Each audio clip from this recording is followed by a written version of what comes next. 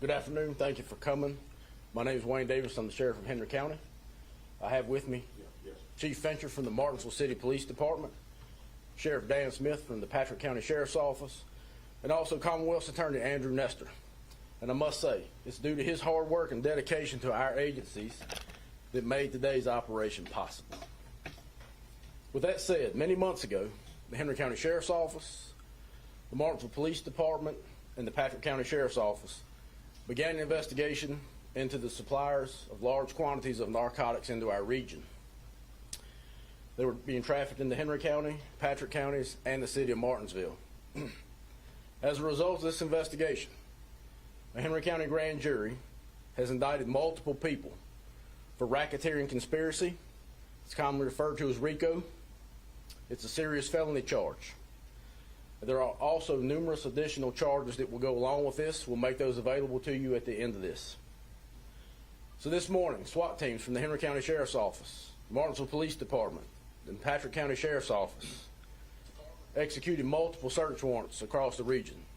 The Martinsville Police Department executed 2 search warrants located inside the city of Martinsville. The Sheriff's Office executed 8 search warrants inside of Henry County. And as we speak, our investigators are currently executing an additional 3 search warrants as this press conference goes on. As a result of those search warrants, so far 6 individuals have been arrested. Most of those individuals have been charged with racketeering conspiracy, the RICO charge. And in fact, many of them are related, and they are a multi-generational drug dealing family. These people that we've arrested today are responsible for the death and destruction of our community members. These poison peddlers have sold drugs that have destroyed our family and our friends, and they have profited from those who suffer from addiction. And that stops today.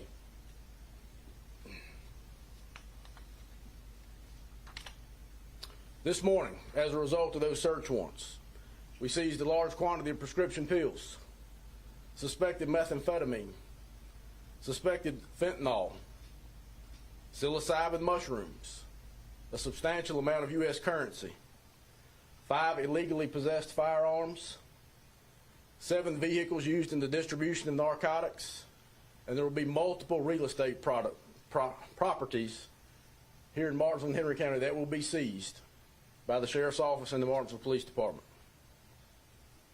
I must thank everyone on the investigative team who put in absolutely countless hours to ensure that these drug dealers were indicted, and also every law enforcement officer who came to work this morning and selflessly executed these high-risk search warrants to ensure these people were brought to justice and no longer poison our community.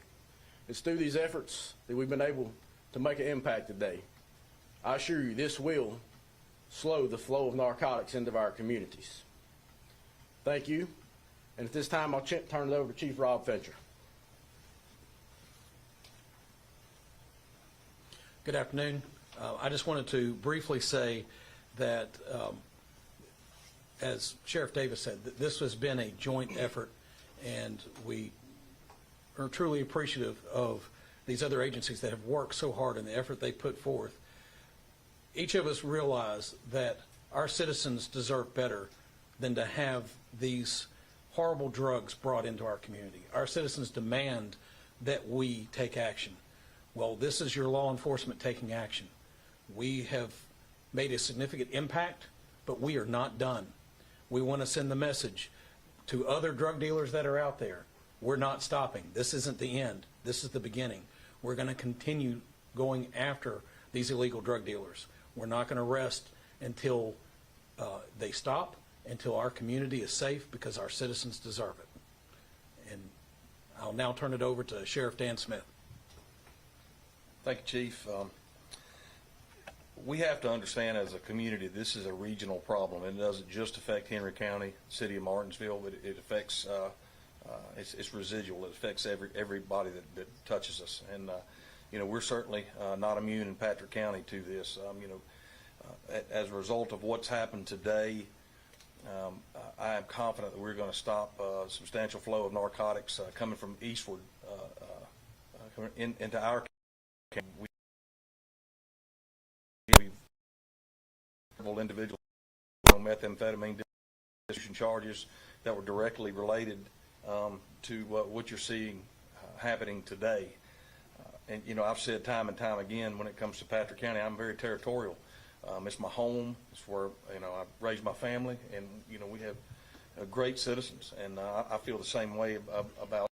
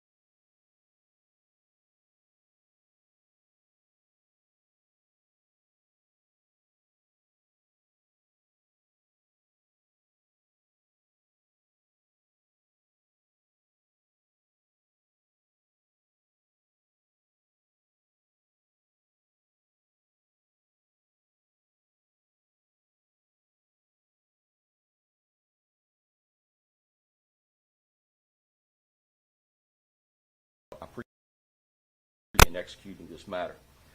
Now that the defendants have been arrested, there are others to come, but now that they've been arrested, they will each be processed. They will have a counsel hearing where counsel will either be retained or appointed for them. Then their cases will be scheduled appropriately. We will then exercise the discovery process to determine whether their cases will go to trial or they will be disposed of. As Sheriff Davis previously mentioned, these individuals are currently charged with RICO, which is the Racketeering, Influence, and Corrupt Organization Act violations, RICO, R-I-C-O, as it's commonly abbreviated. They're also charged with money laundering counts as well as drug distribution. RICO violations are punishable in Virginia by up to 40 years in prison and up to a $1 million fine per count. Money laundering, likewise, is punishable by up to 40 years in prison and a $500,000 fine. And drug distribution, a first offense, is up to 40 years in prison. And second and third offenses, some of these individuals were charged with what we call recidivist offenses, second or third offenses. They're punishable by up to life in prison. In addition to these charges, as Sheriff Davis pointed out, we are currently working to seize through asset forfeiture multiple pieces of real estate property, as well as bank accounts and other assets. While the Commonwealth cannot go into the details of what give rise to these cases ethically, we greatly look forward to continuing to fight the crime and the drug distribution problem that we have here. And as these other men have echoed, the fight does not stop here today. We will continue to do this to make sure that we do have a safe place for everyone to work, live, and raise their children. So with that, I'll turn it back over to Sheriff Davis. Thank you, Mr. Nestor. And thanks to his hard work, this is the first time at the state level we've used this RICO code section to incarcerate our drug dealers. So thank you for your hard work on that. At this time, it's with great pleasure that I will tell you the list of addresses. I've had numerous questions through the morning of what addresses did we execute search warrants at. So we'll go through those. 45 Tanglewood Drive in Martinsville, Virginia. 56 Prospect View Drive, Apartment 8 in Collinsville, Virginia. 271 Chestnut Oak Drive in Bassett, Virginia. 363 Clyde Prilliman Street in Fieldale, Virginia. 2234 John Baker Road, Fieldale, Virginia. 677 Frank Red Road in Fieldale, Virginia. 1320 Chatham Heights Road in the city of Martinsville. And 526 Liberty Street, also located in the city of Martinsville. As a result of that, these 6 individuals have been arrested, and we'll discuss their charges. Wayland Allen Cox Ingram, money laundering, racketeering, distribution of more than 100 grams of methamphetamine, 2 counts. Second offense, distribution of cocaine. Endanger the life of a child, 2 counts. Conspiracy to distribute greater than 100 grams of methamphetamine, 2 counts. And conspiracy to distribute cocaine. Patricia Beth Cox Ingram, money laundering, racketeering, distribution of 100 grams of methamphetamine, 2 counts. Distribution of cocaine, second offense, 2 counts of endangering the life of a child.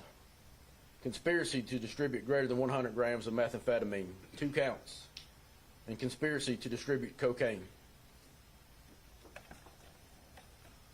Vincent Tonelli Ingram, money laundering, racketeering. Quincy Leon Penn, money laundering, racketeering, and distribution of fentanyl. Janice Draper, money laundering and racketeering. Anthony Joseph Albanese, money laundering, racketeering. Those are the 6 individuals that have been arrested at this point in the investigation. And again, as we speak, our teams are out executing 3 more search warrants at this very moment. We'll take any questions if we can answer them. Could you explain RICO? I'll let Mr. Nestor explain them.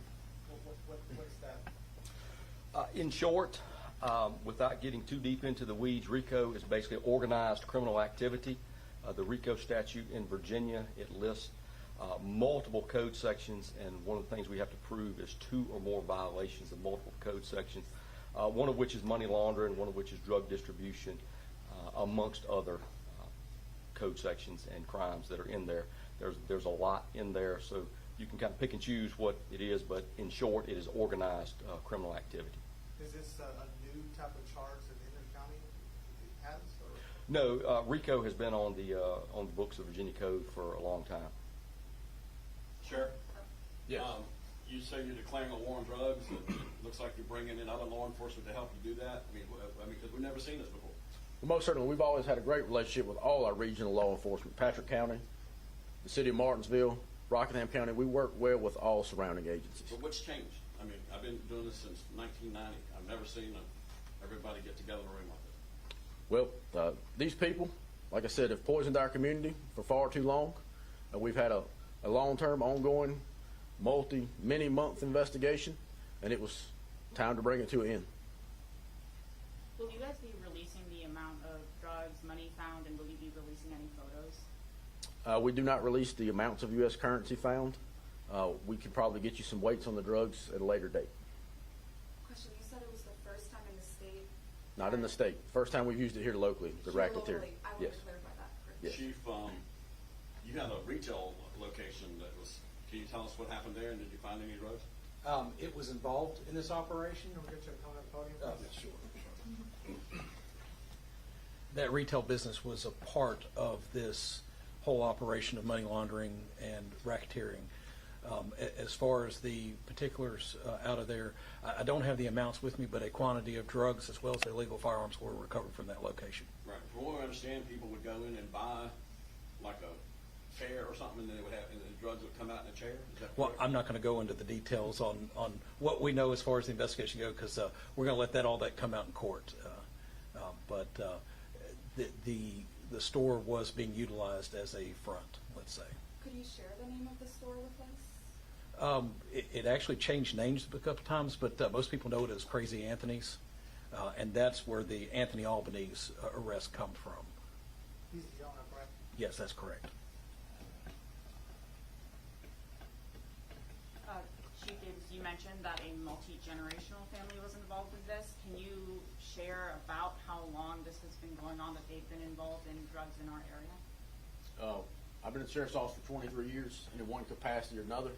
We have dealt with the Cox Ingram family and involved in the distribution of narcotics for at least my 23 years here. You guys also mentioned repeat offenders. Can you talk a little bit about repeat offenders involved in drugs in Virginia and in our area of Virginia, how that plays in, and prosecution-wise, what you guys plan to do with that? The repeat offenses, that simply means that they have priors that they have been convicted of prior to this. So we get the priors from wherever they were convicted of, whichever jurisdiction that was, and we prove either a second, third, or multiple offense drug distribution. That enhances the penalties. For a second offense drug distribution, it's a mandatory minimum of 3 years. For a third offense, it's a mandatory minimum of 10 years. Following that, repeat offenses, is that something that, again, prosecution-wise, you guys are focusing on trying to make sure that those people who have offended once are not getting out there to offend again? Does this mean with harsher sentences that you're hoping to put a stop to that? Absolutely. We will prosecute them to the fullest extent possible.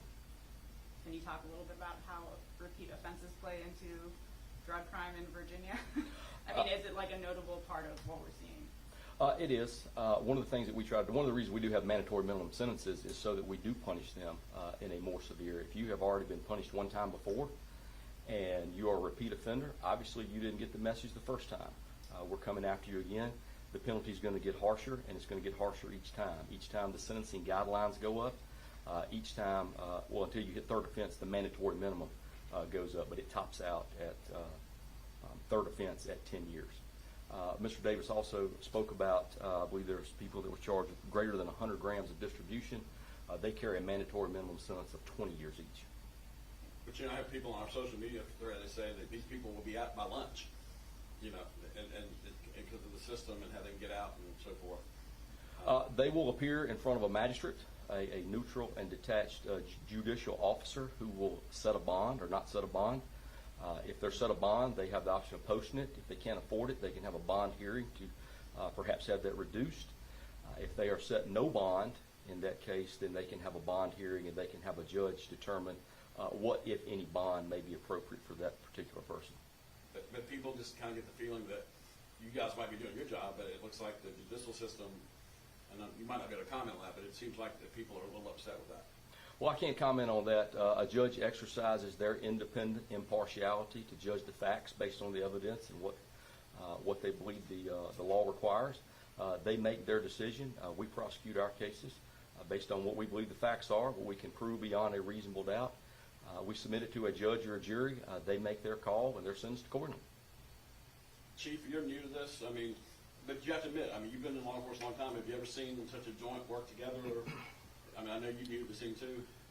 So I would not say to this level. We've always had a great working relationship, not only between us and Henry County and Patrick County, of course, but in the federal agencies as well. But this is something right from the very get-go that when we were looking at this investigation, and I really do have to hand it to Commonwealth's Attorney Andrew Nestor.